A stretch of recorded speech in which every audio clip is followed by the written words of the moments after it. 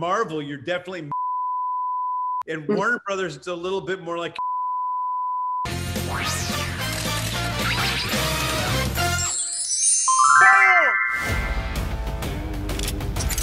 James Gunn is sick. He has boundless imagination. You're watching a master at work. He is in his element in this genre.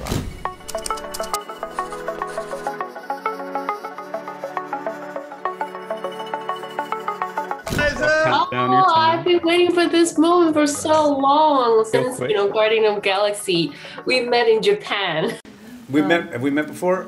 Long time ago, Dawn of the Dead. And also Scooby-Doo. Wow! I was based in LA. Oh my gosh. It's like more than 10 years ago. Wow, that's crazy. Yeah, I know, but I still remember. See, man, I told you I'm good with faces. I remember. How are you? Good. I miss you so much. I'm so excited to see another of your epic movie. Since I only have a couple of minutes, but I can talk to you for an hour. Well, James, I really love this new version of Suicide Squad. And I think you're one of the genius who can make the epic movie with ensemble cast like this. Usually, it's very difficult for a filmmaker to make one movie with so many characters involved.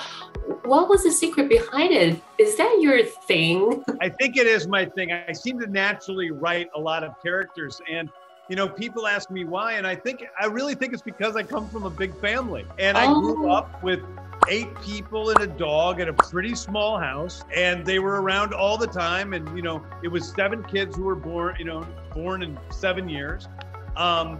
And I think I just naturally have a sort of music in my head of a bunch of different voices going on at one time. A lot of times it's arguing, but that's what I grew up with. So I think that's the sort of music that I'm used to. So it's never a challenge for you to balance all the characters? Well, any screenplay has a challenge when telling a story. Right. You know, because you have to give every character their full arc.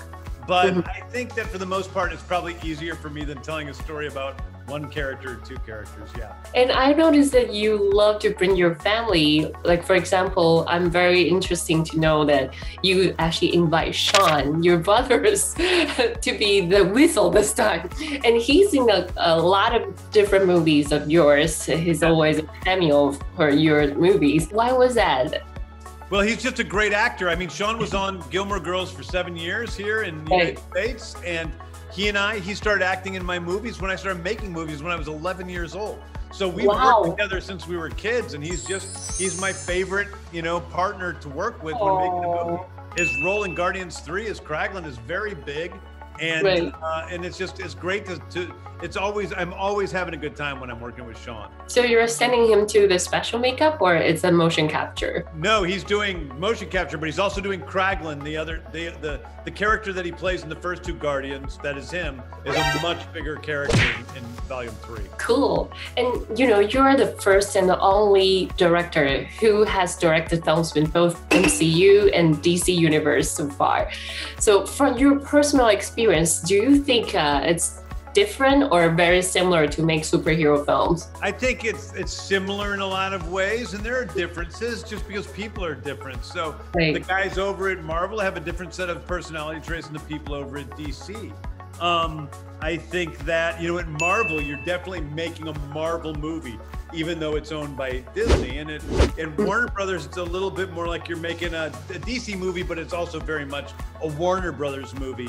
And they have that tradition of really supporting the filmmakers. So I think that there's a lot of differences, but more similarities than there are differences. Since you mentioned that there are different ways that the different studios support one movie, and I know DC is totally open for you to choose any subject and topic and characters that you would like to tell about. So what was the decision-making process when you choose Suicide Squad and also those characters in this film? Yeah, I think that it was, you know, they offered me anything. And so I had a few ideas that were like different projects I might take on, and I took my time. I sat down with those ideas. I sort of wrote through some basic plot ideas, and this idea for the Suicide Squad is the one that just lit my imagination on fire. And I was so excited. I thought it was so cool and so funny. And I just had a really great time writing it. And so that's how that happened. And then I chose the characters kind of the same way. I had a bunch of different characters. I put their pictures all over my office and then just sort of started picking the ones that really worked for my story. And maybe it wasn't a perfect fit, so I take that person out, add somebody else, and ended up with the group that you see now. Well, I'm so looking forward to see the universe getting bigger and bigger with your hands. Well, thank you so much, James. I hope we have more time, but can you say hi to the fans in Taiwan and tell us the best reason to see the Suicide Squad, the James version?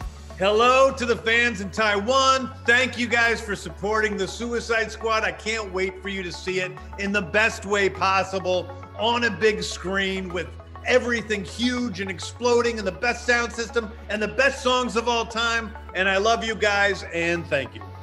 Love you, James. Thank you so much for having me. See you soon. Take care. Bye. 别忘了订阅我们的频道，打开小铃铛就不会错过任何精彩内容，随时上架。我们下回再见。